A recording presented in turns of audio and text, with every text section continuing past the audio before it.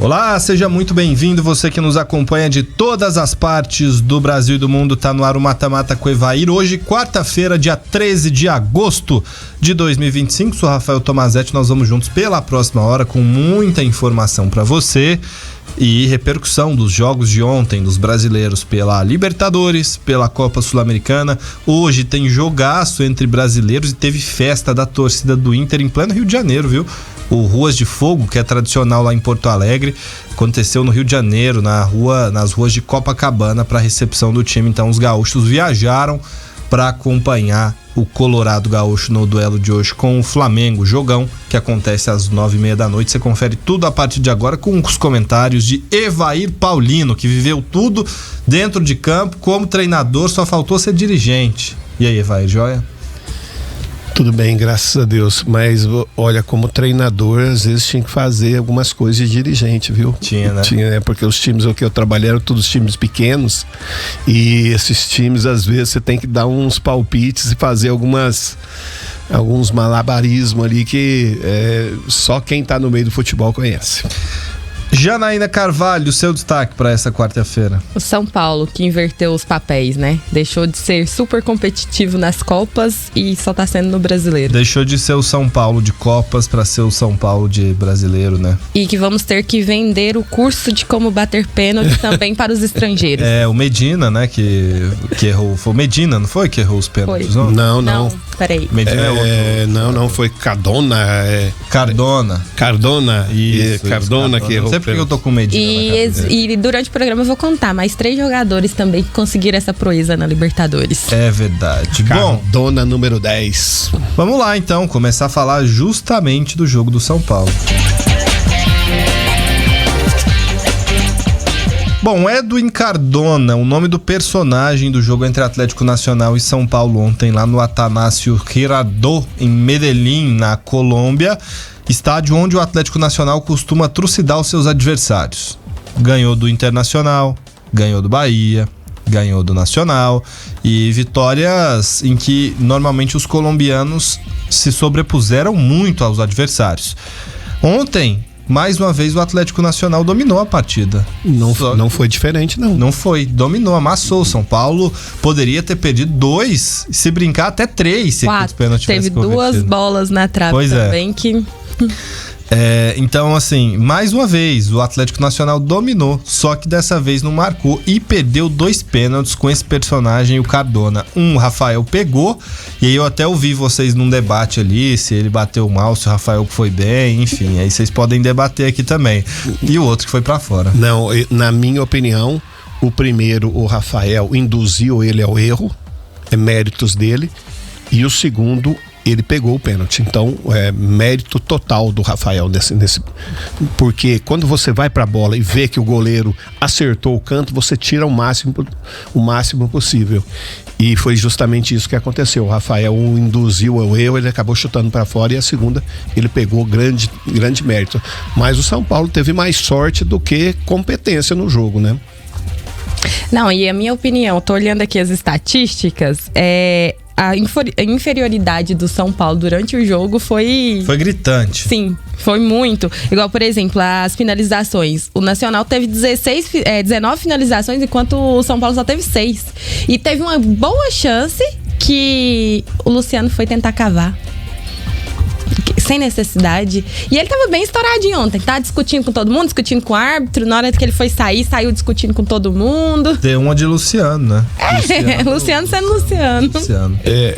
E outra coisa, o São Paulo, numa partida como essa, que a gente tá tão acostumado a ver o São Paulo, corre o risco dentro do Morumbi ter que ir para as emoções dos pênaltis, já que não fez assim, não teve competência sequer de criar boas jogadas ali, né? Nem em momento nenhum teve um contra-ataque perigoso ou fez com que o adversário tivesse um pouquinho assim de receio do São Paulo. Pelo contrário, Pelo contrário, o São Paulo foi o tempo todo dominado e poderia ter perdido, tomado uns 3, 4 ali ontem. Não, e a quantidade de erro de passe que o São Paulo tinha também que é mérito do adversário, né? Que tava marcando bem e tava fazendo com que isso acontecesse.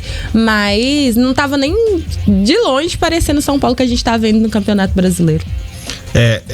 Isso que eu queria levantar aqui. Antes, vamos ouvir o que o Crespo disse depois desse empate que acabou saindo com gosto de vitória pro São Paulo lá em Medellín. Boa noite. Realmente, talvez não fomos tão agressivos como a gente.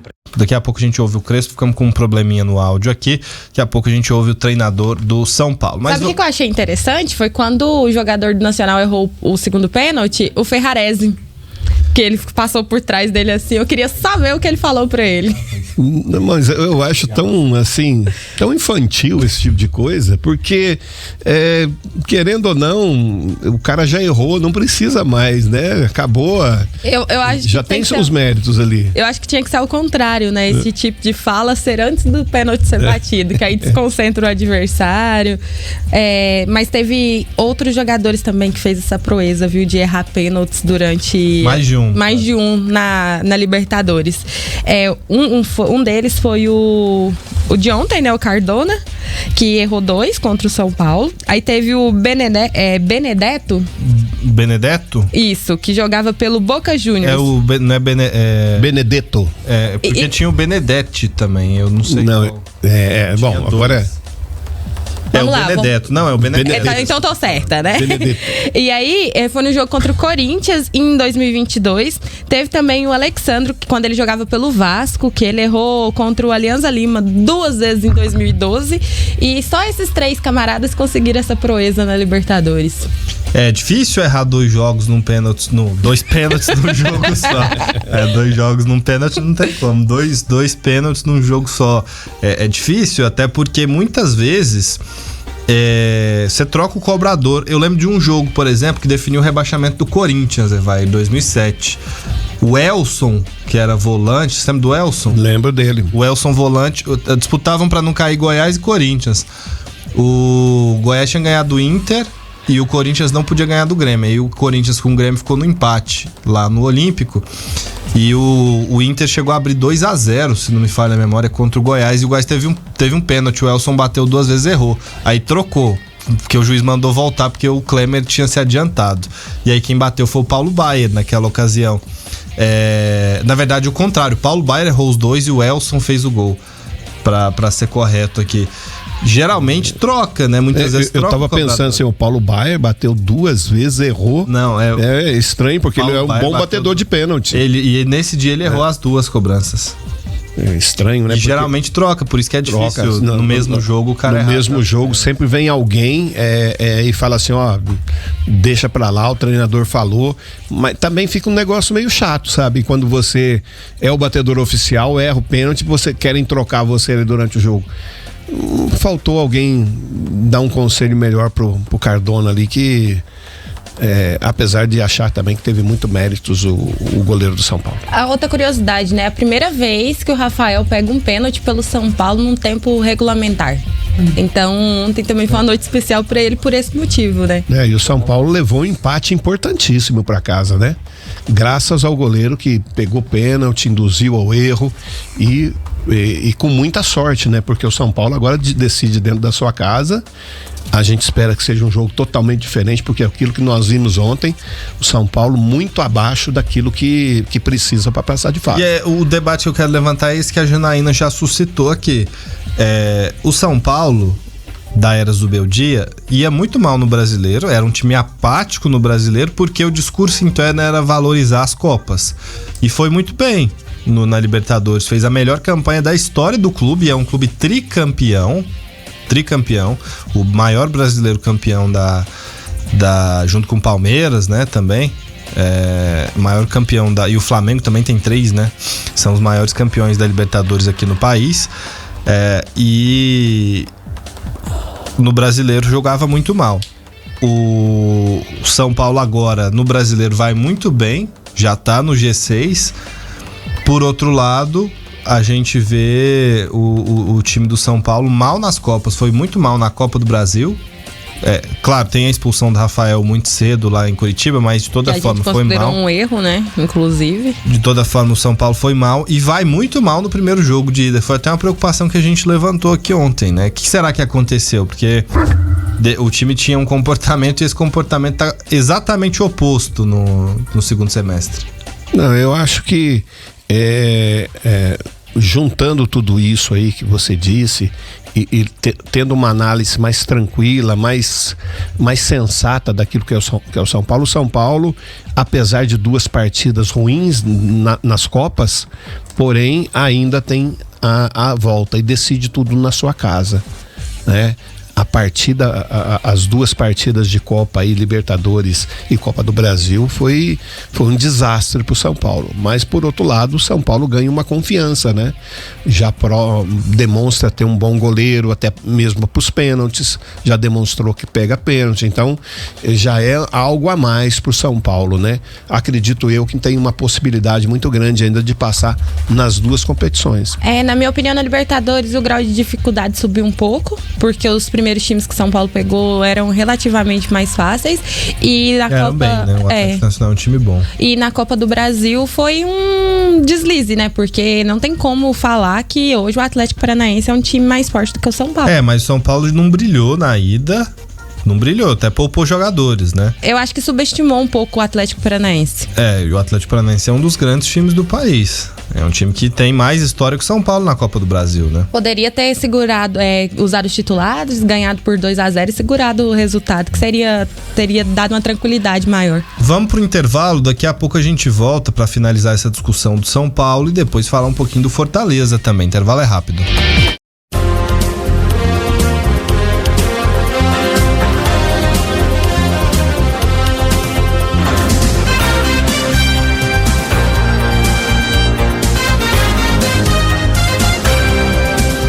Mata-mata tá de volta. Vamos fechar aqui. O Evair já falou um pouco sobre isso, mas o Atlético Nacional, embora jogue bem em casa, fora tem sido, digamos, presa fácil para os seus adversários. Não deu tanto trabalho para nenhum adversário com quem jogou longe de Medellín. E o São Paulo também, historicamente, é muito forte no Morumbi, embora tenha sofrido nos jogos com o Zubeldia no Morumbi. Não ganhou, por exemplo, do Aliança Lima, né? Tomou os gols de empate lá no finalzinho. O que vocês estão projetando para esse jogo de volta aí? Eu acho que o São Paulo passa, mas eu iria com calma. Eu até estranho você falar isso, sabe? De que o Atlético Nacional é uma presa fácil fora de... Não, ele foi presa de fácil. Presa fácil. Porque vendo o jogo ontem, a superioridade do Atlético Nacional é muito grande. Sim. Né? Com jogadores com velocidade, tanto para um lado como do outro, criando oportunidades. Assim, eu não sei se era o São Paulo que estava tão mal ou o Atlético Nacional que estava tão superior, né? Porque em todo momento, além da superioridade, criava oportunidades, não deixava o contra-ataque para o São Paulo. O São Paulo sequer teve momentos na partida que pudesse dizer assim, eu teve um pouquinho de posse de bola, criou alguma coisa. Nem as passagens dos laterais do São Paulo, isso acontecia pela capacidade técnica e tática do Atlético Nacional. Mas acredite se quiser, a posse de bola ficou 55 pro Nacional e 45 pro São Paulo. Que não é tanto, né? Não, a diferença não é muito grande, mas você assistindo o jogo, a sensação que tinha era que tava uns 20% de diferença. Quando você vê 2 bolas na trave, 2 pênaltis perdidos, criando oportunidade o tempo todo, e o São Paulo sequer passando do meio de campo para um ataque, um contra-ataque, você imagina que não imagina que esse time é tão frágil jogando fora de casa. Eu acredito que vai ficar ali num jogo bem amarradinho e vai pros pênaltis. Atlético Nacional fora de casa na Libertadores, 3-0 pro Internacional, 1-0 pro Bahia, 1-0 pro Nacional. E não jogou tão bem. Contra o Inter, até esse 3-0 aqui é o resultado mais mentiroso de todos, porque o Inter teve dificuldade. Vocês lembram que a gente até comentou aqui quando aconteceu esse jogo. O Inter fez 3 gols, mas contou muito com o tal do abrir a porteira depois que fez 1-0. Acho que foi até um gol de pênalti do Alan Patrick ali que abriu o placar. Só que o Atlético Nacional a atuação é muito discrepante, porque em casa é um time muito dominante, como a gente tem comentado. Ninguém ganha do Atlético Nacional lá no Atanásio Girardot. Mas fora de casa o rendimento cai muito. Então vamos ver se isso prossegue agora nas oitavas, porque eu acho que a chance do São Paulo é essa, né? Não, mas a minha opinião ainda continua por conta do desempenho do São Paulo, que esse jogo vai ficar bem amarradinho. Não vai ter tanta criação e nem tantos gols. Se tiver uma vitória de São Paulo, vai ser ali 1-0, bem sofrido. Por conta do desempenho nas Copas. Não por conta de ser presa mais fácil ou mais difícil. É que o São Paulo, lá dentro do Morumbi, o torcedor de São Paulo gosta muito da Libertadores. Então vai encher o Morumbi, vai lotar o Morumbi e vai empurrar o seu time. E o time do São Paulo dentro do Morumbi, em circunstâncias como essa, costuma crescer. Então se espera um jogo muito melhor pro São Paulo, né? Mas os pênaltis não tá descartado, não. Como que você fala lá da quarta-feira de Libertadores? A quarta-feira de Libertadores do São Paulo, né? Que não tem nenhuma melhor, que foi uma frase acho que do Aloysio Boi Bandido, se não me falha a memória. Vou descobrir. Que ele fala, não tem nenhuma quarta de Libertadores melhor que a do São Paulo. Aí o repórter fala, mas hoje é quinta, ele não interessa. Quer dizer, porque tradicionalmente se joga as quartas, né? Por competições como a Libertadores. Bom, ainda falando de Libertadores, vamos agora para o Nordeste do país, onde a gente viu um jogo meio morno ali entre Fortaleza e Vélez Sarsfield, 0-0.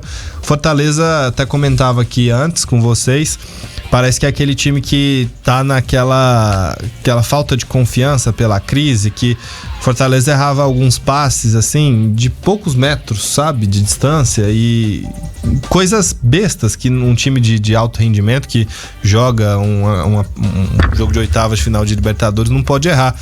E perdeu a chance ontem de sair na frente, né? Porque o Vélez é um bom time na Argentina. Eu não imagino o Vélez sendo complacente, sendo lento como foi lá. Pelo contrário, é uma abafa o tempo todo. Estilo argentino mesmo, que a gente está acostumado a ver. E o Fortaleza não aproveitou a oportunidade do mando de campo. É um time de marcha lenta, um time que perde o seu domínio no meio de campo, que joga só com 3 dentro no meio de campo, e isso dificulta, principalmente porque você tem 3 atacantes com características de fazedor de gol, que querem fazer gol, e que assim, não tem aquele altruísmo que precisa ter às vezes dentro da partida.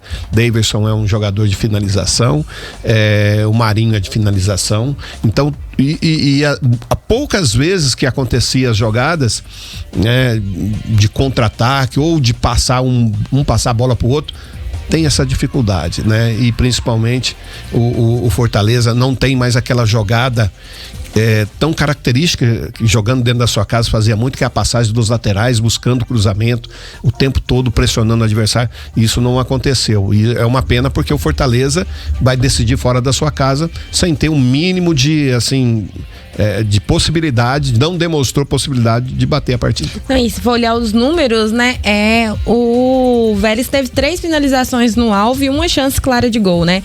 O Fortaleza teve uma finalização do alvo e nenhuma chance clara de gol. Aí mostra o quanto tá ineficiente, né, o ataque do Fortaleza, apesar de ter 3 jogadores ali, que é característica clara deles a quantidade de chutes ao gol que dão, né? O Marinho, o Daverson.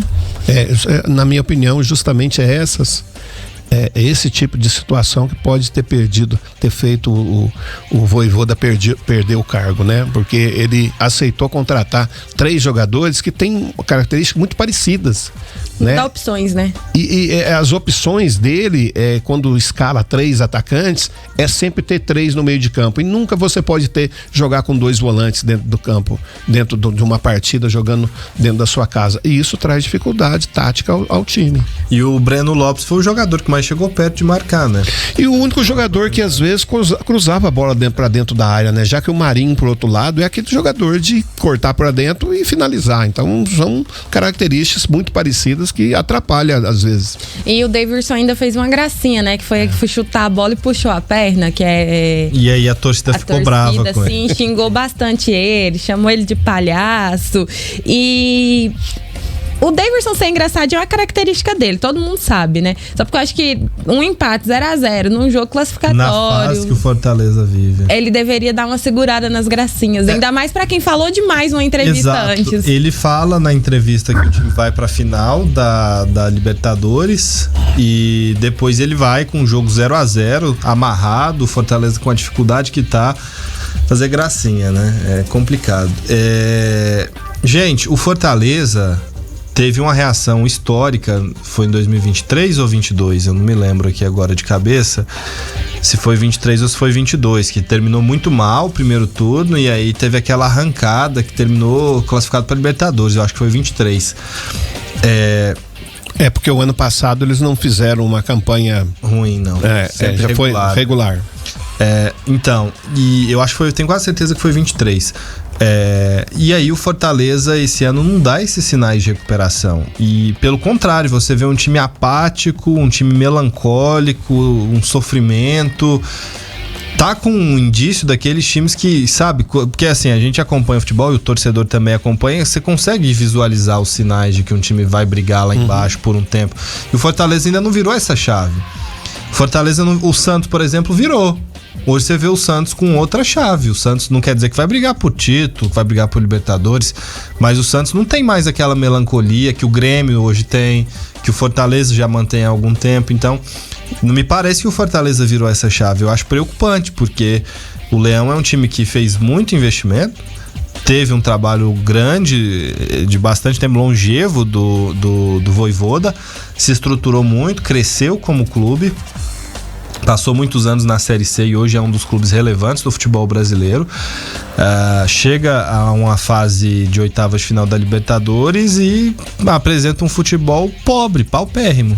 Mas vocês se lembram que antes da demissão do Vojvoda, um dos dirigentes do Fortaleza, antes da parada da Copa, falou que as contratações que o Fortaleza fez para essa temporada não foram o suficiente para conseguir dar respaldo pro trabalho do treinador? Mesmo antes dele ser demitido. Então, os dirigentes sabiam que o problema não era o treinador. A prova viva tá aí. Que não estão conseguindo ter resultados e os ânimos bem abaixo. Diferente do que acontece lá no Grêmio, né? Que no Grêmio, apesar de o resultado tá tudo ruim e os ânimos estarem abaixo, a sensação que eu tenho é que o Fortaleza teria mais chances de reação do que o Grêmio. Apesar de não estar tendo fôlego, eu tô achando o Fortaleza com muita dificuldade.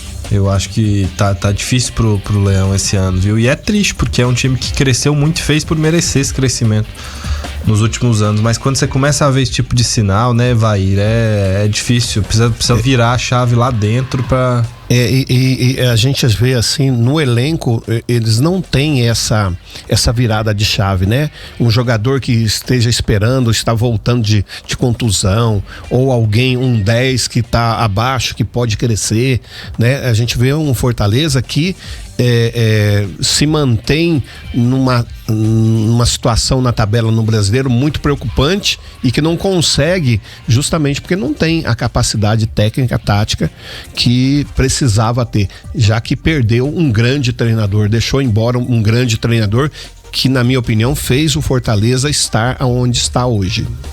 E aí o Renato Paiva chega e mais uma vez está num trabalho já questionado, né? Lógico que não dá pra gente atribuir culpa a ele, porque ele chegou agora e o problema é o elenco também, né? Vai muito além do treinador, até as limitações que ele tem pra montar a equipe.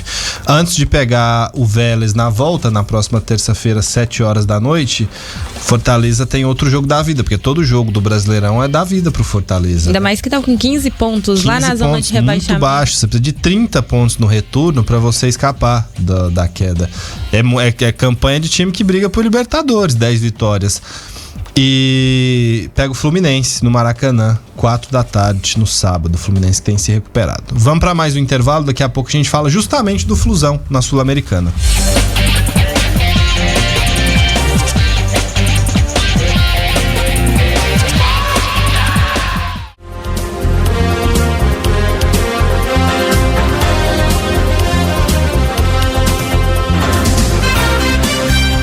O Mata-Mata está de volta aqui no seu rádio e vamos falar de Sul-Americana. Parece que chegou naquela fase que os brasileiros começam a se interessar. O Fluminense foi lá em Cali ontem. Se o São Paulo tomou pressão na Colômbia, o Fluminense teve a chance de matar o jogo.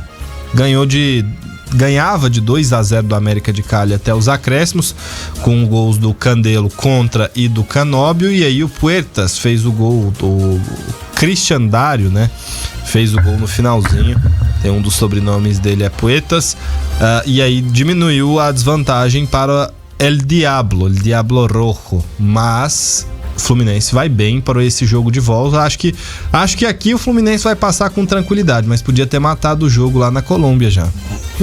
Mas mesmo assim, trouxe um bom resultado para casa e eu acho que o que conta é realmente isso, né? Você ter jogar dentro da sua casa e até mesmo poder contar com o contra-ataque, né? Esperar o adversário sair no contra-ataque.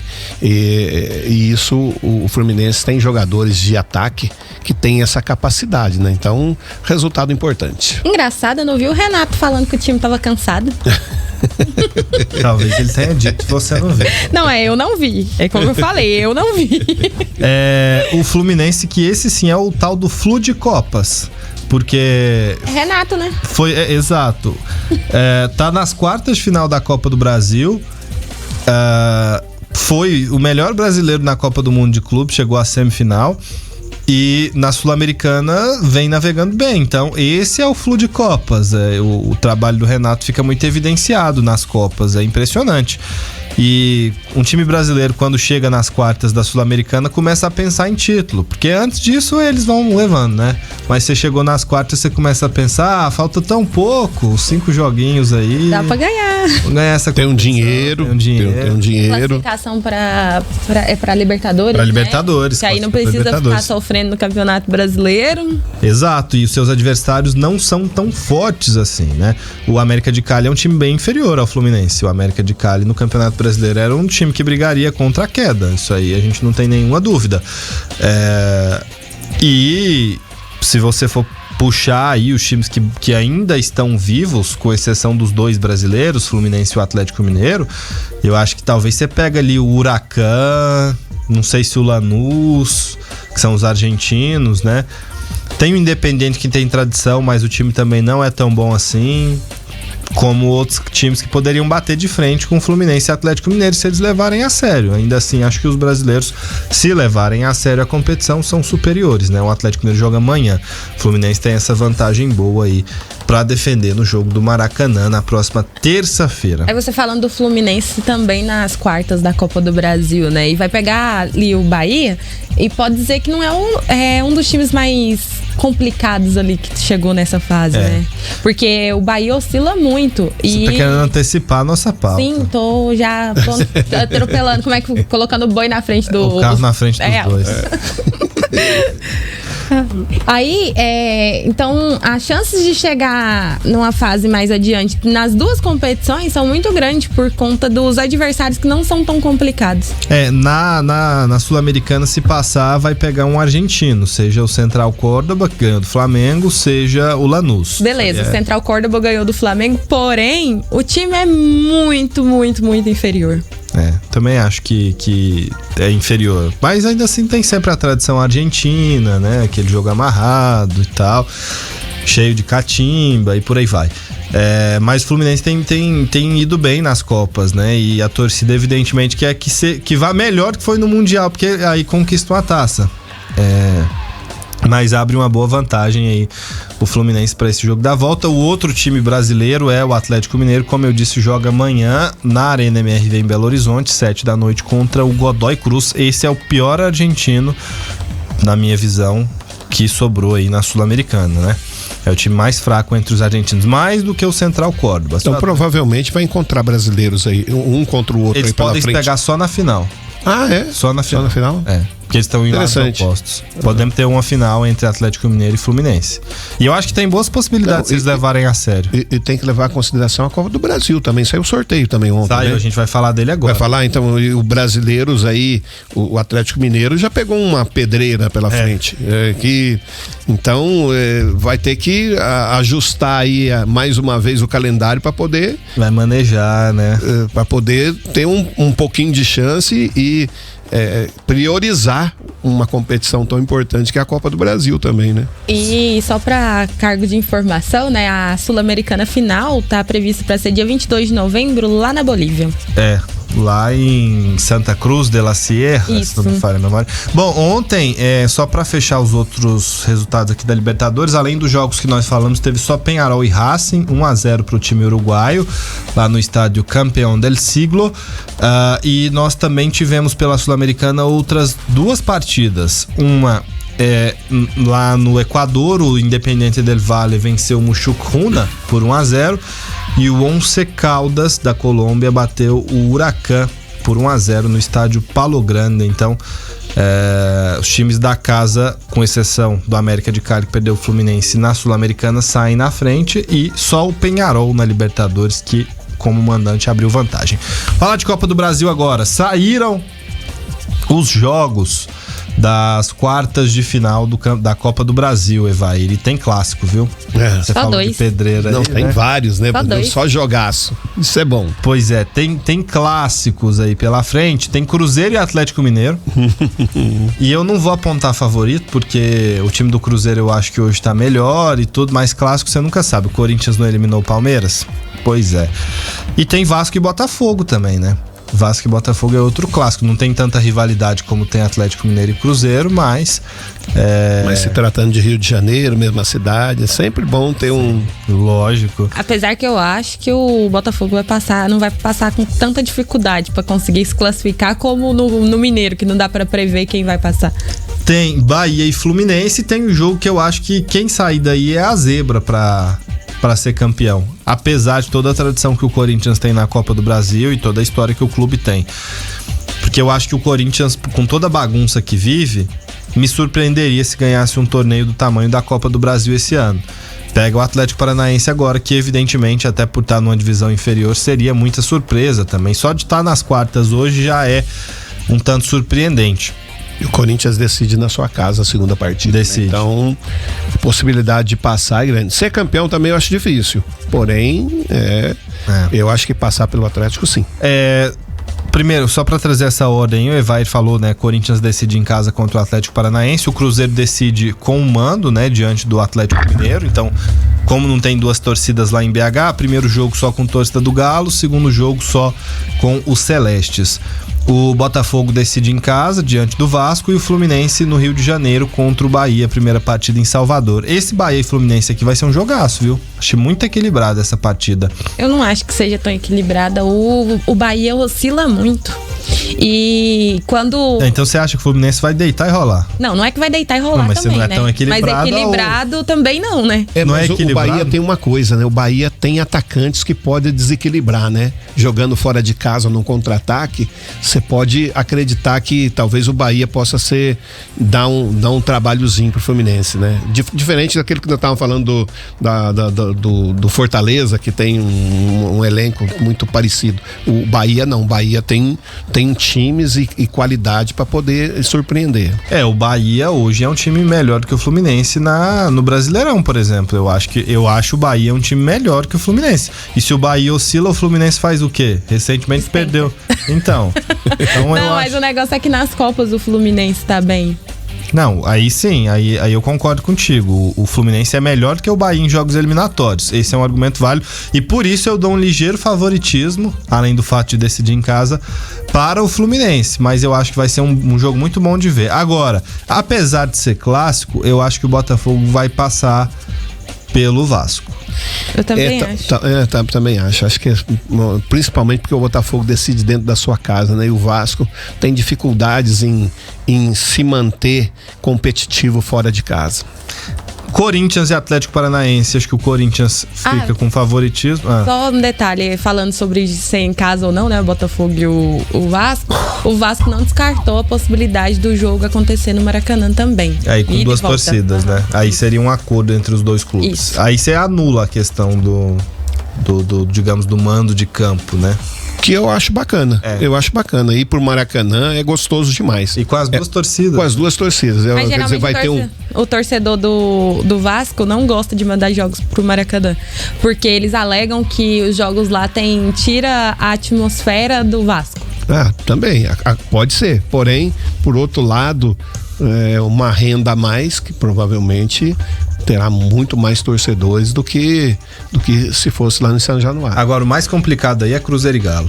Cara, com certeza. Isso aí. E não dá pra você arriscar, não dá pra arriscar. Não tem como você dizer, esse é favorito. Não, os dois times têm opções, tanto tático como técnico, pra passar. Não, e essa semana, né, o Cuca falou durante a coletiva, após o jogo do final de semana, que um repórter questionou ele sobre uma possível venda do Scarpa, né? Porque tá tendo interesse, foi sondado, né? Interesse de outras equipes. Aí o Cuca respondeu, ele que não se atreva a querer mudar de time. Ele é peça fundamental pro Atlético. Sim, e ele tá sendo, na minha opinião, um dos melhores jogadores, junto com o Hulk, do Atlético Mineiro. E o Galo já perdeu o Igor Rabelo, fechou com o Fluminense, tava com tudo encaminhado com o São Paulo, aí o Fluminense deu o chapéu ali no tricolor paulista e levou pra lá o Igor Rabelo. Não, e o Scarpa tem aquela coisa, né? É um jogador que faz várias funções, né? Que dentro de um time ele pode ajudar de várias maneiras. Então, perder um jogador numa decisão como essa, numa hora como essa, eu acho que seria um tiro no pé pro Galo. Vão ser bons jogos. Eu não aponto amplo favoritismo pra ninguém, embora a gente tenha dito aqui, né? Aí eu acho que aí é 50-50. O jogo mais equilibrado pra gente é Cruzeiro e Atlético Mineiro. Não, e aí vem a rivalidade, né? Do estadual no início do ano, que o Cruzeiro teve muita dificuldade, não conseguiu vencer, que o Atlético Mineiro foi campeão. Aí tem aí vem a história de rivalidade entre as duas equipes. Aí são jogos muito bons. Vamos torcer então pro empate pra gente ver pênalti, Eu gosto de né? pênaltis.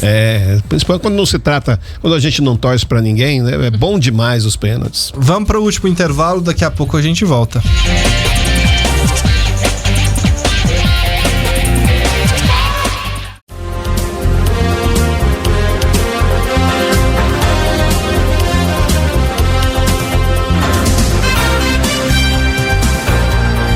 O mata-mata está de volta e hoje tem jogaço no Rio de Janeiro. Terminou aqui o mata-mata, o Evair vai pegar o helicóptero e vai para vai pegar o helicóptero para o Maracanã. Não vou não. Não vai? Não sou bem-vindo. Não sei onde não sou bem-vindo. Olha, não. Se você me levar, eu deixo você ir. Não vai ter jeito. Vou ter que ficar, não ter que ir para um telão bem grandão lá em casa, que é bom demais. O pessoal não te recebe bem lá, não? Flamengo e quem? Inter? De jeito nenhum. Não sou bem-vindo. Apesar que me respeitam bastante. Graças a Deus eu passei poucos meses no Vasco da Gama, mas assim, não é bom ficar abusando da sorte também, né? Bom, numa época que o Vasco era vitorioso, né? Em 97. O maior rival dos outros cariocas, né? Tava até vendo uma brincadeira que o pessoal gosta muito de fazer na internet, de perguntar pro torcedor de um time qual é o seu maior, citar os maiores rivais, né? O Vasco, por exemplo, o pessoal já do Rio de Janeiro, você vê os torcedores, eles, como o Vasco tá muito mal, o nível de rivalidade caiu muito, não é que não exista, mas o pessoal nem cita o Vasco como primeiro, nem segundo, geralmente o torcedor do Fluminense, por exemplo, cita o Flamengo como primeiro, o Botafogo como segundo, às vezes cita o São Paulo, Palmeiras como outro rival, e o Vasco vai ficando para trás. Mas isso é bastante comum. São fases que acontecem dentro do futebol que faz isso acontecer. Exatamente. E hoje tem jogaço, né? Eu espero um belo jogo entre Flamengo e Internacional. Não, eu espero um jogo que o Flamengo amassa o Internacional sem belo jogo, sem sofrimento. Já sofri muito semana passada. Mas o Flamengo não tem amassado ninguém. Por que vai amassar o Inter? Por isso que eu espero que aconteça isso hoje. Mas se não tem indício recente de que o Flamengo amassa um time, por que ele vai amassar hoje num jogo importante como esse? Porque ele vai resolver acordar hoje. Me deixa sonhar. E aí, você acha que tem amasso? Eu também acho que não vai ter amasso. Não, eu acho que não tem amasso, mas com certeza o Flamengo manda no jogo. O Flamengo, em todos os jogos, a posse de bola é maior, o número de finalizações são maiores, tudo dentro do jogo, quando tá o Flamengo, tudo ele consegue ser superior. Lógico, não se vence sempre, nem sempre a posse de bola é sinônimo de vencer a partida. Porém, é um time que toda vez que joga dentro da sua casa, é um time que pressiona o adversário, tem uma marcação alta e que o Tonto todo o tempo faz com que os seus laterais passem para apoiar, e o Inter precisa ter essa preocupação. E olha, é uma curiosidade boa que é a favor do Flamengo, né? Os 68 mil ingressos que estavam disponíveis para venda foram esgotados.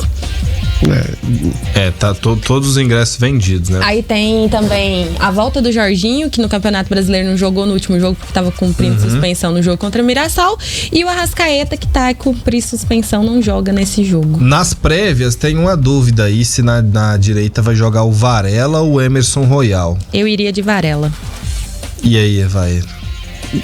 Qualquer um dos dois, para mim, são bem parecidos, apesar do brasileiro ter um pouquinho mais de experiência. Eu acho que a maior preocupação seria do lado esquerdo, né? Eu não me conformo de ver Ayrton Lucas. Tá o Alexandro, né? No banco de reserva, né? Porém, o Flamengo tem essas 3 opções importantíssimas nas laterais, principalmente na lateral esquerda. Eu sou mais Ayrton Lucas. Eu também iria de Ayrton Lucas no lugar do Alexandro. Porque é um jogador de uma velocidade maior, uma capacidade muito grande de ataque, então, e hoje precisa muito, né? Exatamente. E aí tem o Carrascal, que pode estrear hoje, coisa que eu duvido que ele comece jogando. Não, né? Começar jogando ele não vai. O Flamengo vai no básico, no feijão com arroz ali, que é aqueles jogadores que sempre jogam. Luiz Araújo, Plata, o Samuel Lino, que não marcou, mas o Samuel tá jogando bem, o Lino tá criando boas jogadas, tá fazendo um inferno nas defesas adversárias, então acho que não abre mão dele. E o Pedro também, evidentemente, ali no comando de ataque. Essa dupla, Plata e Samuel Lino, embora o Flamengo não tenha, como a Janaína disse, vou usar o termo dela, amassado, essa dupla tem feito um inferno nas defesas nos últimos jogos. E o Lino, embora tenha errado o pênalti, não tenha feito gol ainda, o cara chegou bem no Flamengo, né? Chegou bem. E acho que vai dar boas vai trazer alegrias à torcida do Flamengo.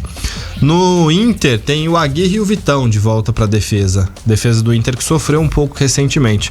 O Aguirre vai jogar na vaga do Alan Benítez e o Vitão vai ser o parceiro do Juninho na defesa do Internacional, que foi recebido como eu disse, pelo Ruas de Fogo, mesmo lá no Rio de Janeiro. Muita festa, né? Muita festa da torcida colorada lá nas ruas de Copacabana, acendeu os sinalizadores. Torcida do Inter gosta muito de Libertadores, né?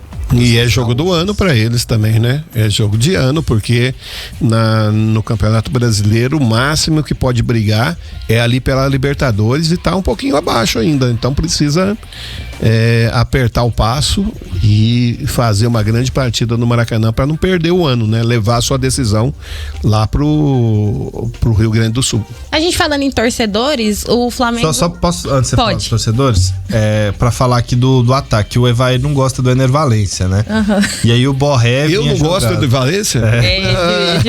Ele é muito... Pega no pé do Ener Valencia. E aí o Borré vinha jogando como titular, só que quem vai ser o titular vai ser o Ricardo Matias, que vem jogando bem, fazendo gols nos últimos jogos. Então, no comando de ataque, nem Ener Valencia, nem Borré. Ricardo Matias hoje é o 9 do Inter. É a melhor opção, né? Não, é uma estratégia que o Flamengo tá querendo fazer no Maracanã, né? Colocar uma tela de proteção para poder ampliar o espaço ali onde tem a torcida visitante e retirar as cadeiras do setor norte, onde ficam as organizadas do Flamengo. E aí você consegue ampliar o público? Consegue ampliar o público, renda, né? E é um pedido da torcida também, né? No setor norte para retirar as cadeiras. E é uma pressão maior, né? Com certeza ajudaria. Faz muito bem. Eu acho que todos os estádios, hoje em dia, fica legal ver isso lá. O estádio onde aconteceu o jogo do São Paulo ontem, as cadeiras dos torcedores são bem próximas ao gramado e não tem tela de proteção, né? Não. Aqui a gente tá habituado a isso, né? E eu falo, infelizmente, a nossa cultura aqui, o torcedor, ele é, digamos, meio apartado do jogo, até pelos diversos comportamentos que a gente já viu. Eu não acredito que o torcedor tenha comportamento, por exemplo, independente de qual seja o time, diante de um clássico, ver o time derrotado e não ter uma tela de proteção. Você acha que se não tivesse a tela, eles invadiriam iam o campo, Pois é, ia virar briga. Por isso que tem a tela, né? Por isso que coloca. Eu acho muito triste você ter que ser apartado assim como um animal, né? E o quanto de cadeiras ficam inutilizadas no Maracanã por aquele espaço imenso que tem colocado. Aí eles querem colocar na tela, né? Neoquímica Arena, você inutiliza quantos mil lugares ali que você poderia ter de gente para aquele espaço. Assim, tem muitos estádios que você vê, fica um clarão de divisão das torcidas, porque a gente não sabe se comportar, né, com um coleguinha que torce para outro time. Mas enfim. Inclusive, o assunto do jogo de São Paulo já passou, né? Mas ontem teve confusão, né? Teve entre confusão, as torcidas bem lembrado. Pós-jogo. Bem lembrado. Torcida do São Paulo e a precisou de intervenção da polícia lá em Medellín para evitar maiores problemas entre as torcidas de Atlético Nacional e São Paulo. Evidentemente a torcida de São Paulo em muito menor número, né? Mas ocupou todo o setor visitante lá no Atanásio Girardot. Ô Janaína, no noticiário do Flamengo ainda tem patrocínio que pode ser o maior da história do futebol brasileiro. Sim, vê um patrocínio que hoje é de 125 milhões. Sim, com a ele Bet. pode ir para 250 milhões dividido. Com outra Bet. Isso, com outra Bet dividido em 2 anos, em 3 anos. Uma parcela de 125 milhões, mais uma parcela de mais 125, mais uma de 25, vai dar, não. Peraí, gente, eu não sei fazer conta. Calma, vou ler a matéria aqui direito. Mas assim, 250 milhões dividido em três formas parcelas de pagamentos, em 3 parcelas. Dividido em quantos anos, mais ou menos? Até 2027. Em 3 anos. Não. É uma excelente, né? É dinheiro. A gente tem visto essas bets produzir muita propaganda para os times aí, né? E o Flamengo sai na frente num algo recorde, merecido, né? Porque é um time que realmente dá uma mídia muito grande e uma propaganda bastante procurada hoje em dia, principalmente no futebol brasileiro, eu acho que no mundo todo, né? Não, eu tava certa, gente. E até 2027, mas são 125 milhões mais 125 milhões. 250 mil, em 2 parcelas. Até porque essa temporada já tá acabando, né? Isso, agora pra tá próxima da metade temporada. Pro final. Não é que tá acabando, mas já tá da metade pro final. A partir da próxima temporada, Isso. o Flamengo poderia ter essa nova patrocinadora que pagaria em 2 parcelas esse valor de 250 milhões, que é um dinheiro muito bom. 125 milhões de dinheiro que o Flamengo teria de um patrocínio, paga a folha aí de sei lá quantos clubes da Série A, viu? Sei lá quantos clubes, é dinheiro. Bom, o Flamengo, e por conta disso, né, inclusive, conseguiu fazer a maior janela de um clube brasileiro na história. Ninguém conseguiu contratar tantos jogadores, e aí você vê a discrepância cada vez aumenta mais entre os clubes. Até o Palmeiras não tem conseguido competir em questão de valores com o Flamengo, mesmo sendo um clube muito bem administrado e com muito menos, não que não exista, mas que com muito menos vaidades que o Flamengo, né? O Flamengo é um turbilhão. E foi gerando dinheiro dentro do próprio clube, né? O Palmeiras, por a venda dos jogadores que saíam ali da base. Também tem isso, a base do Flamengo que tem se fortalecido nos últimos anos. Bom, mais um dia de Libertadores. Hoje não temos brasileiros na Sul-Americana, ainda falta só o Atlético Mineiro amanhã. Mercado da bola, a gente trouxe algumas informações aqui. Falamos do Igor Rabelo, que estava fechado com o São Paulo. Na verdade, fechou com o Fluminense. E no Cruzeiro, o Sinistierra, colombiano, tá lá no futebol inglês, na Premier League, no Bournemouth. Deve chegar na Raposa, viu?